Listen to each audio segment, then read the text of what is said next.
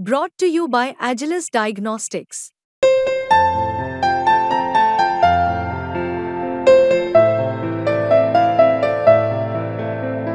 Agilus Diagnostics.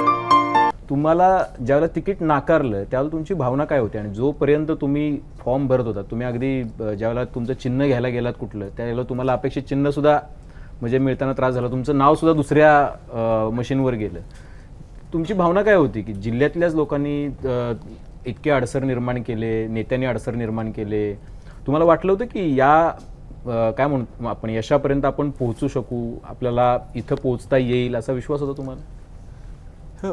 आणि तो प्रवास कसा होता ऍक्च्युअली ते जाणून घ्यायचं की ह्या सगळ्यामध्ये तुमचं शेवटी असं की तुमचे भावनिक खूप चढ उतार असतात. नेता एकाच वेळेला खूप गोष्टी अरिथमेटिक जरी मांडत असेल तरी केमिस्ट्री आणि स्वतःच्या आतमध्ये खूप बोलत असतो, तर ते काय होतं नेमकं? भाजपनी आमच्या जिल्ह्यात चांगलं पेनिट्रेशन केलेलं आहे. त्यांनी गेली 2 निवडणुका जिंकल्या, जिल्हा परिषदेत त्यांनी सत्ता काबीज केली, महापालिकेत त्यांनी सत्ता काबीज केली. तो सोपा पक्ष नव्हता. त्यांची पालकमंत्री भाजपची आहेत, सिटिंग शहर जो मोठं आहे जिथून मी स्थानिक आहे त्या शहरात त्यांनी मागच्या 2 निवडणुकात आघाडी घेतली. ते स्ट्रॉंग आर्थिकदृष्ट्या ताकदवर नेते आहेत. अशा मतदारसंघात भाजपचा पराभव करणं सोपं नव्हतं, पण आम्ही प्रयत्न करत होतो. बाळासाहेबांनी सांगितलं गेले 2-3 वर्ष त्यांनी मला प्रमोट केलं, आम्ही एक संघ आहे, लोकांना हे रुचलंही होतं की हे दोघं एक आहे. म्हणजे राग सुरुवातीला होता की दोघं भांडतात, यांच्या वडिलांनी एवढं एकत्र काम केलं, ह्या दोघांच्यात थोडा वाद दिसतो. जेव्हा मी एकत्र काम करू लागलो लोकांना रुचू लागलं, हे चांगलं आहे दोघं एकत्र काम करणं, तो रिस्पॉन्स दिसायला लागला. पण जेव्हा उमेदवारी मिळणार नाही हे जवळजवळ निश्चित झालं होतं. म्हणजे अर्ज भरायच्या आधी थोडं अर्ज भरल्यानंतर माघारीच्या दिवशीपर्यंत तोपर्यंत एक धर्मसंकट म्हणजे एक वैयक्तिक स्वार्थ किंवा जनतेचं ऐकायचं का हा विषय डोक्यात होता आणि तो खूप त्रास देत होता.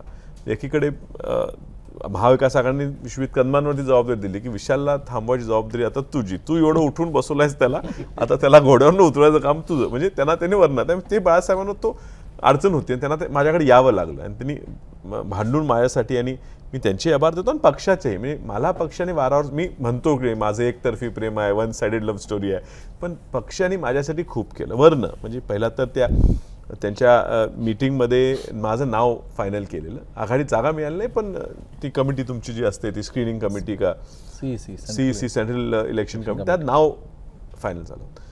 नाही मिळत म्हटल्यावर राज्यसभा आम्ही आमच्या कोट्यातून देऊ असं राऊत साहेबांनी सांगितलं. म्हणजे त्यांनाही लक्षात आलं की हो कदाचित ह्या ठिकाणी थोडं आपण केलं आहे, पण आता मागे येतात नाही, चुकीचं काय नाही, ठाकरेंनी का मागे घ्यावं. त्यांनी ऑफर दिलं. मी म्हणलो मी त्यांच्याकडनं का घेऊ, त्याला काँग्रेसने म्हटलं आम्ही देतो. विश्वित कदम मागे लागले की बघ विशाल मिळते, म्हणजे जर एंड गोल दिल्लीतच जायचं असेल तर दिल्लीत जायला देतोय, दिल्लीत खासदारकी मिळणार आहे. आणि तोपर्यंत लोक खूप पुढे गेलेली, लोकांची मानसिकता होती की विशाल अर्ज भरला पाहिजे, अर्ज ठेवला पाहिजे, आणि तोपर्यंत भरलाही होता. मग होतं की आता हे मिळते पद, न प्रचार करता, न फिरता, पैसे न खर्च करता, लोकांपर्यंत न जाता खासदारकी मिळायला लागली, ती घ्यायची का सोडायची आणि ही रिस्क घ्यायची की चिन्ह माहीत नाही. तोपर्यंत त्या दिवशीच मला काही अधिकाऱ्यांनी सांगितलं की तुम्ही जे मागितलेले चिन्ह आहेत ते भाजपच्या लोकांनी, इतर लोक अर्ज भरून ते सगळे चिन्ह तुम्हाला मिळवण्याची व्यवस्था केलेली आहे. तुमच्या आधी नावं अशी भरलेली आहेत की त्या सगळ्यांची नावं तुमच्या वर असणार, तुमचं कदाचित 15-20 नंबरला नाव जाईल. ह्याही गोष्टी होत्या आणि ह्या मनात त्या होत्या. पण पुन्हा तोच चेहरा यायचा की आपण लोकांसाठीच ही निवडणूक लढवतोय. मग भीती होती की पराभव झाला तर सगळंच गेलं, म्हणजे मिळणारी राज्यसभा पण गेली आणि ही पण गेली. ते थोडे 2-4 तास टेन्शनचे होते, पण ते केलं धाडस. तुम्ही घोड्यावरून उतरवायला खरंच मदत केली का? नाही, हे बघा माझा तुम्ही लगाम सोडून दिला, प्रामाणिक प्रयत्न केला. माझा विशाल रावांचं नुकसान होऊ नये मी शब्द दिला होता आणि आमच्या कुटुंबाचे संस्कार म्हणा, व्यक्तिगत मायाटी म्हणा, शब्द देणं आणि तो पाळणं महत्त्वाचं आहे. मी शब्द दिला होता खासदार करू तुम्हाला. पण जेव्हा ही अचानक ही जी कहाणी में ट्विस्ट आली, अद्भुत अशी परिस्थिती निर्माण झाली, मी दिल्लीत बोललो. आदरणीय सोनियाजी गांधी, आदरणीय राहुलजी, काय त्यांचा माझ्यावर जीव आहे म्हणा, ते म्हणाले वा ठीक आहे विश्वजित, राज्यसभेचं तुला शब्द द्यायचा देऊन टाक, पक्ष म्हणून आम्ही त्याचं पालन करू. आणि मी शेवटी मला थोडी काळजी वाटली बाबा, अपक्ष विधानसभा लढणं, अपक्ष महानगरपालिका लढणं हे वेगळं असतं, अपक्ष लोकसभा लढणं आणि ठीक आहे, मी उठाव केला, लोकांनी प्रतिसाद दिला, पण अपक्ष प्रत्यक्ष निवडणुकीतही बरेच बदल होत असतात. तर तुम्ही सगळे पत्रकार मंडळी असतात, निवडणुकीचं 1 महिन्याचं वारं, निवडणुकीचं 10 दिवसाचं वारं, निवडणुकीच्या आदल्या 2 दिवसातलं वारं, यात बराच बदल होत असतो. म्हणून मला काळजी वाटत होती, किंवा लढून पराभव नको, मग ते परत काँग्रेसचं खच्चीकरण, त्यांचं खच्चीकरण होऊ नये. मग मी त्याला चांगल्या हेतूने भेटलो, समजून सांगितलं बाबा आपल्याला ही रिस्क घ्यावी लागेल, यात अनेक काँग्रेस कार्यकर्ते अडचणीत येऊन, मी अडचणीत येईन म्हणलं. महाविकास आघाडी धर्म पाळावं लागेल, ते आपली नैतिक जबाबदारी, महाविकास आघाडी धर्म. व राज्यसभेची ऑफर आहे, म्हणजे चांगल्या हेतूने हे प्रयत्न झाले, हे काय याच्या कुठला काही चुकीचा हेतू नव्हता, पण लोकांमधनं एवढा उठाव झाला होता, त्या उठावाला शेवटी आम्हाला किंवा विशालरावना प्रतिसाद द्यावाच लागला, त्यात काही दुमत नव्हतं. विशालजी, सगळ्यात आधी तर जो गुलाल तुमच्या सगळ्या चेहऱ्यावर, अंगावर दिसतोय, विजयाचा गुलाल अजूनही निघत नाही आहे का तुम्ही काढलेला नाही आहे? तो निघत नाही, तो कदाचित निसर्गाची ती इच्छा असेल की आमच्यावर गुलाल कायमचा राहावा. लोकांनी खूप प्रेम दिलेलं आहे आणि आता आम्ही ठरवलं आहे, आता हा गुलाल हा निघोस तोपर्यंत पुढच्या गुलालाची तयारी केली पाहिजे. आणि हा एवढा उत्साह लोकांच्यात होता का उद्धव ठाकरेंना भेटण्यासाठी थांबलाय, हा गुलाल दाखवायचा त्यांना? नाही, उद्धवजींना निश्चित भेटायचं आहे आणि भेटलंही हे पाहिजे. आणि आम्ही माझ्यामुळे, म्हणजे शेवटी मी त्यांना समजून तेच सांगणार आहे की ही माझ्या पक्षाच्या अस्तित्वाची, माझ्या घराच्या अस्तित्वाची, माझ्या अस्तित्वाची लढाई होती, ती मला लढावी लागली. आणि त्यात विश्वित कदमांनी स्वाभाविक प्रयत्न केला की महाविकास आघाडीचा इथं विजय व्हावा, पण शेवटी परिस्थिती पाहता भाजपला पराभूत करणं ही प्राथमिकता होती आणि ते करण्यासाठी जे काय करावं लागलं ते आम्हाला त्या करावं लागलं.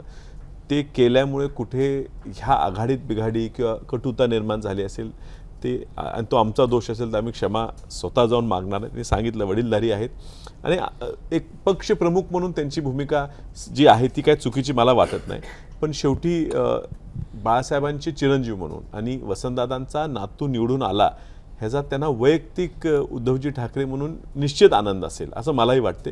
आणि त्यामुळे ती भेट घेऊन आम्ही त्यांची निश्चित आशीर्वाद घ्यायचा पुढच्या वाटचालीचा प्रयत्न करणार आहे, तो आम्हाला मिळेल असं मला वाटतं. मागच्या 2 निवडणुकीत तुमच्या विरोधात संजय काका होते, जिंकून येत होते, यावेळेस तर तिरंगी लढत होती.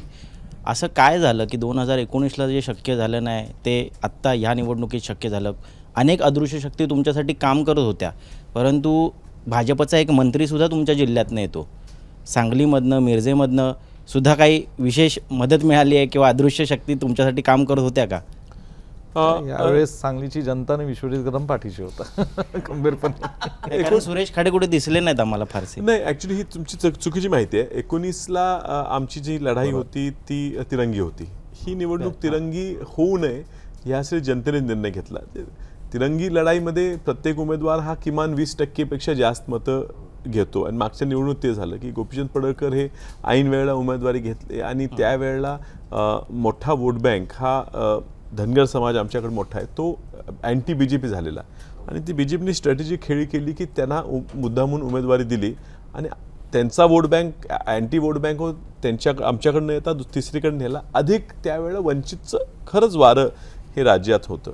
ह्या वेळेला फायदा हा झाला की तो नाराजी त्यातली थोडी त्यांनी दूर करण्यात यश जरी आला तरी तो वोट बँक थोडा आमच्याकडे शिफ्ट झाला आणि वंचितनी जो पाठिंबा दिला, म्हणजे स्वतः बाळासाहेब आंबेडकरांनी पाठिंबा दिला, माझ्याकडनं काही अपेक्षा न करता, म्हणजे मी त्यांना पाठिंबा दिला नाही, मी त्यांच्या कुठल्या उमेदवाराला पाठिंबा दिला नाही, पण त्यांनी मला एकतर्फी पाठिंबा दिला.